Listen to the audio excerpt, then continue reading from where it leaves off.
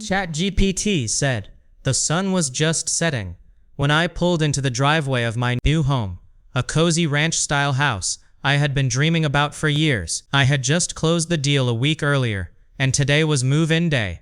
The boxes were piled in the back of my truck, and I couldn't wait to unpack and make this place my own. But before I could even unload the first box, a sharp voice cut through the quiet evening. "Excuse me, what do you think you're doing here?" I turned to see a woman storming across the street, her arms crossed tightly, face pinched with irritation. She was dressed in a floral blouse and slacks, her posture rigid with the kind of authority only self-appointed neighborhood watch types carried. "I live here," I replied calmly, pulling out my keys and pointing to the front door. Her eyes narrowed.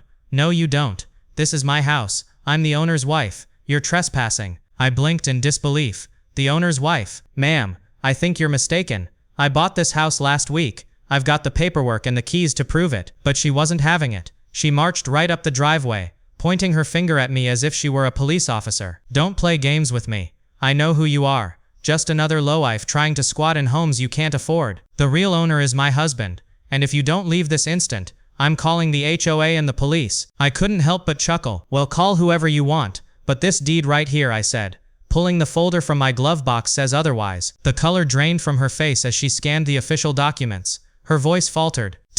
That's impossible. My husband never said anything about selling this house." "That's probably because your husband doesn't own it," I said flatly. "I bought it from Mr. and Mrs. Carter. They moved to Florida last week." Her jaw dropped. She sputtered. Excuses, something about being on the HOA board, about how people like me didn't belong in her neighborhood. But at that point, I'd had enough. I walked to the front door, unlocked it with my key, and stepped inside with a smile. "Welcome to my house," I said, shutting the door in her stunned face. That night, as I unpacked boxes, I couldn't help but laugh. This was going to be one interesting neighborhood.